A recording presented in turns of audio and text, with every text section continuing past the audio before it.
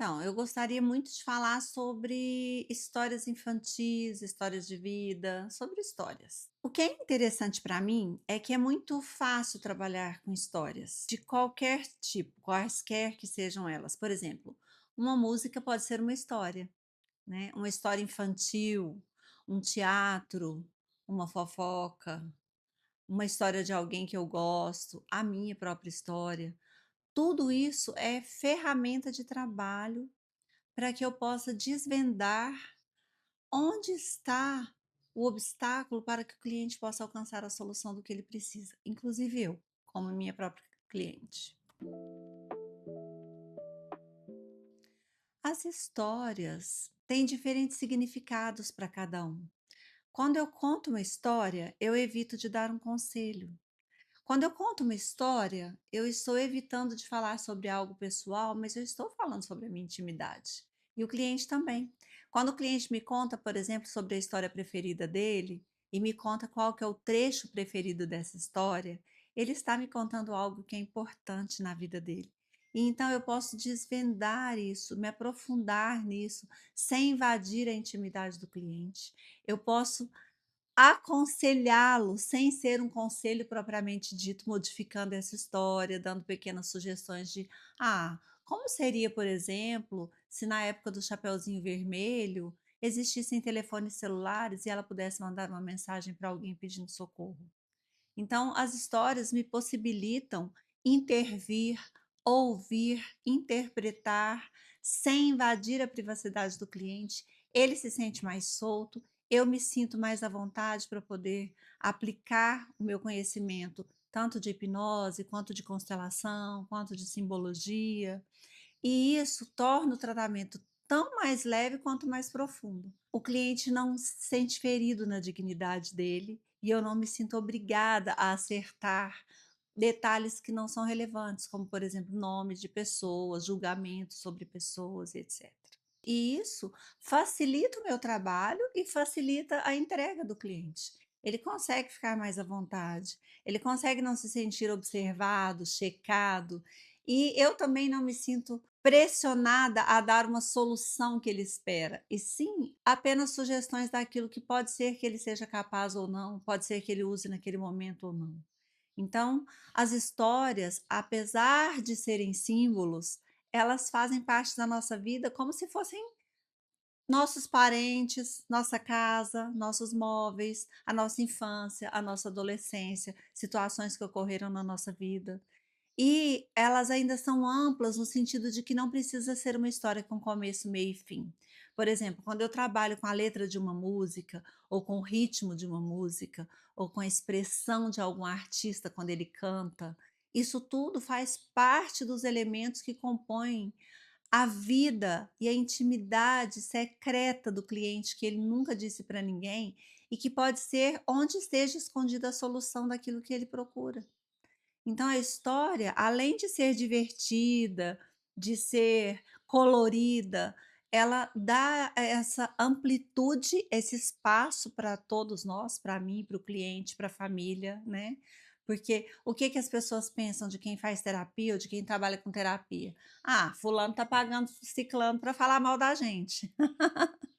Quando a gente trabalha com histórias, não tem isso. A pessoa sai com novas perspectivas. Ela volta com novas perspectivas. Ela pode rever a história de um outro ângulo. Por exemplo, nós podemos comentar algum show de algum artista preferido aqui da plateia. E de repente ele pode comentar como se ele fosse o artista, ou como se nós fôssemos os músicos, ou como se nós estivéssemos no palco, mas na produção do evento.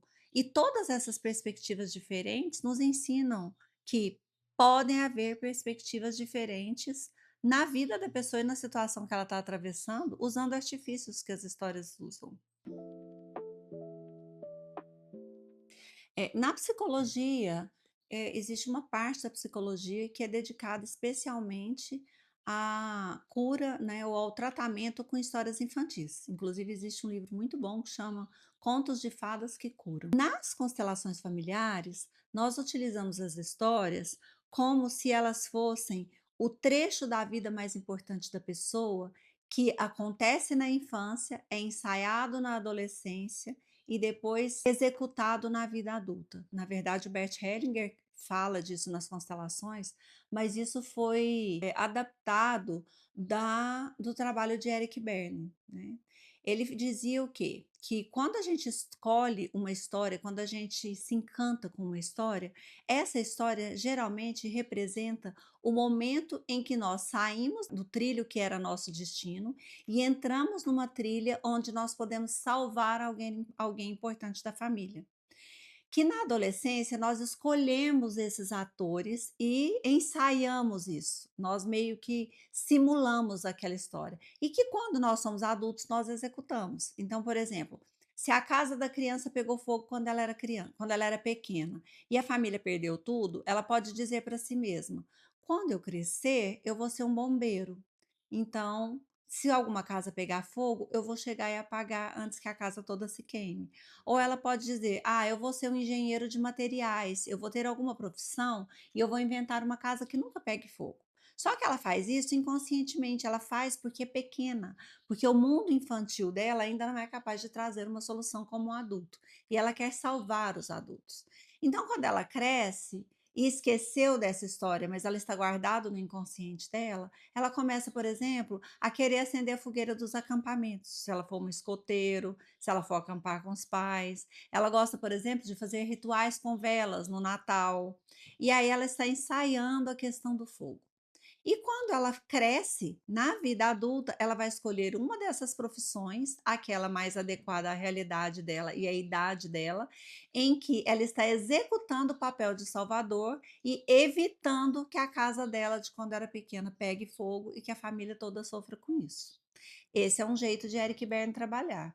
Nas constelações familiares, por exemplo, a gente pergunta qual que é o trecho preferido da história. O Bert Hellinger retirou essa coisa de precisar repetir a história da infância, da adolescência e da fase adulta e pergunta apenas qual é o trecho mais importante para você.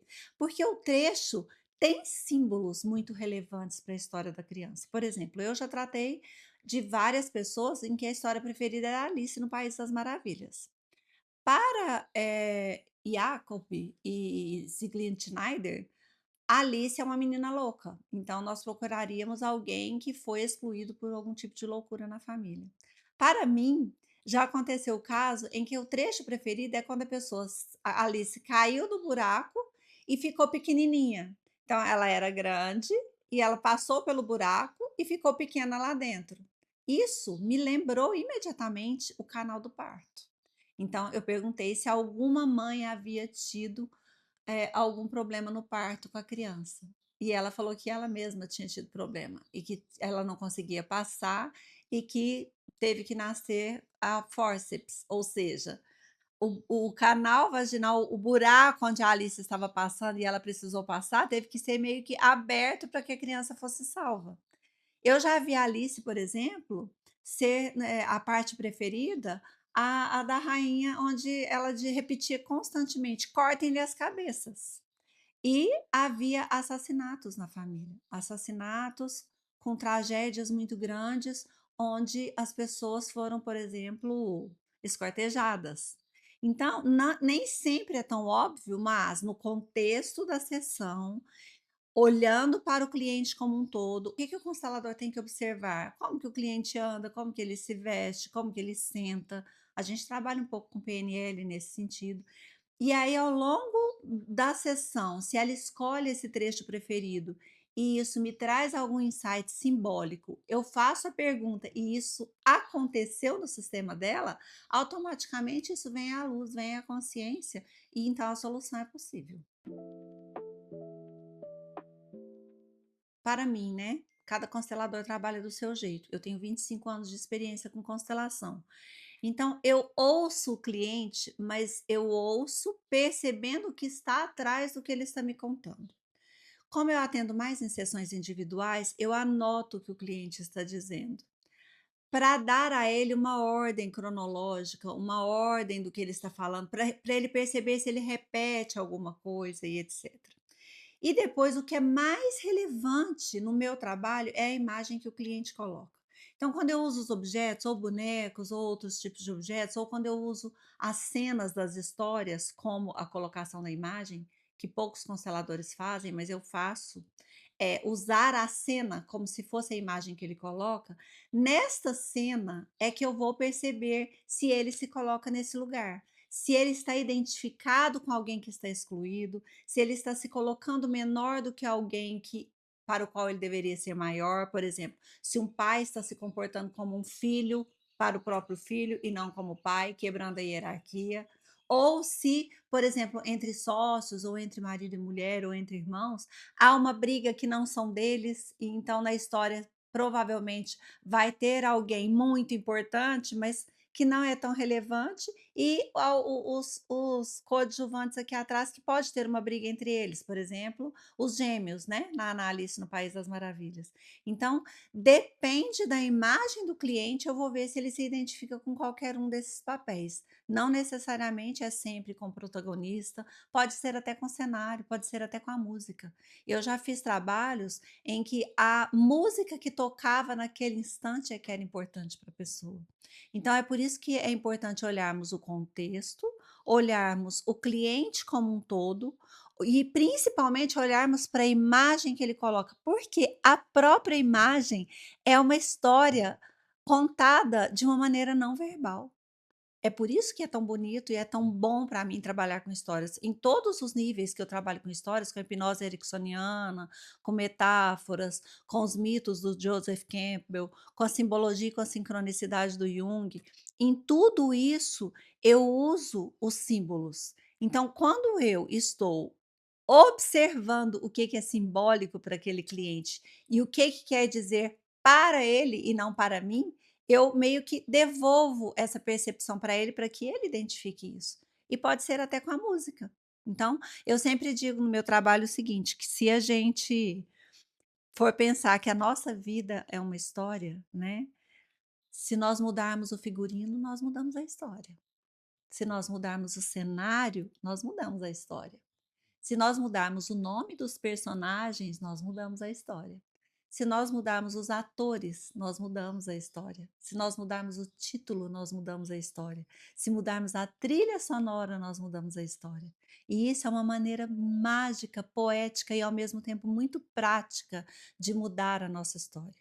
Nesse sentido, eu propus, né, atualmente numa postagem minha, de nós contarmos trecho da nossa própria história para nós mesmos diante do espelho e nós depois experimentarmos contar para nós mesmos a mesma história sob outro ponto de vista e de uma maneira menos dramática.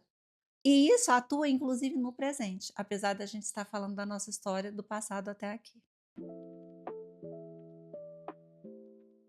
Então, eu acho inclusive que seria uma grande oportunidade de interação entre nós, se cada um de vocês quisesse me enviar um vídeo, contando um pouquinho da sua história de uma maneira e depois contando de outra forma. Eu vou dar um exemplo, de uma história que eu ouvi hoje de manhã. Tem uma menina que está com problema com os cabelos dela.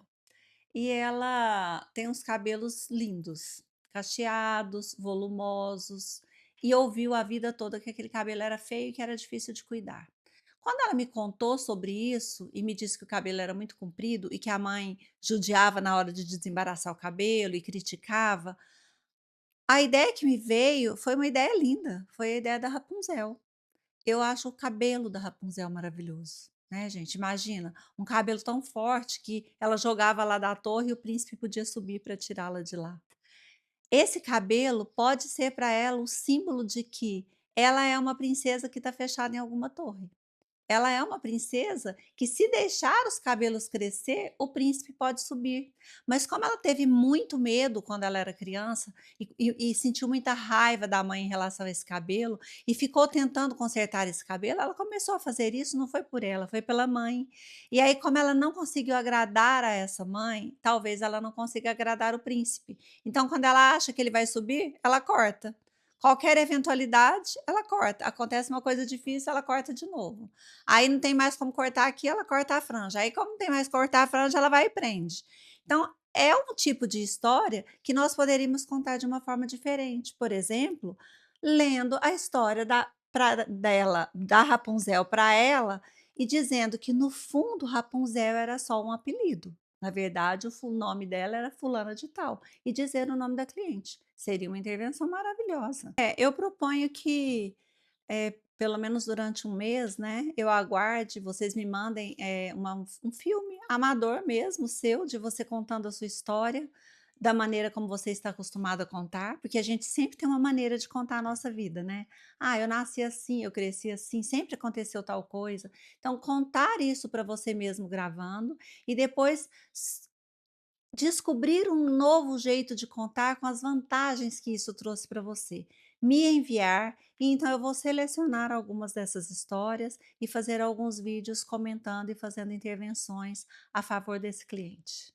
Eu acho que seria maravilhoso para vocês e para mim. Uma honra ouvir a história de vocês e poder fazer algo de bom com ela. Vocês não precisam ficar presos a nenhum tipo de rede social para me mandar isso, né? Vocês podem mandar por onde vocês quiserem e desde que chegue a mim, eu mesma vou selecionar cada história. Eu terei prazer em ouvir cada uma delas. E mesmo que eu não escolha a sua história, eu vou te dar um olá para você ver que eu estive presente e que eu te vi. Finalizando a nossa conversa, que poderia ter começado com "Era uma vez", eu termino como eu adorava que os adultos terminavam as histórias quando contavam para mim: "Entrou por uma porta, saiu por outra, quem quiser que conte outra".